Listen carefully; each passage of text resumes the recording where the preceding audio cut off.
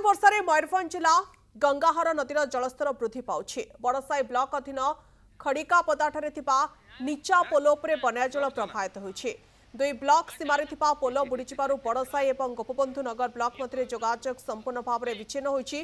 Polar उच्चता अत्यंत कम थिबारु नदीर जलस्तर सामान्य बढ़िले पोल उपरे जल चलुथिबा देखिबाकु मिलुछि। सामान्य वर्षा हेले मध्य नदीर जलस्तर वृद्धि पाई उक्त पोल उपरे जल प्रभावित होइछि।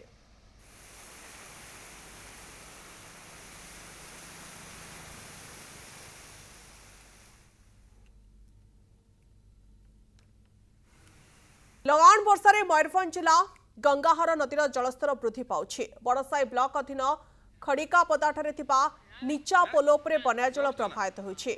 दुई ब्लॉक सीमारे पोल बुड़ीजिबारु बड़साई और गोपबंधु नगर ब्लॉक मध्य जोगाजोग संपूर्ण भाव में विच्छिन्न होइछि।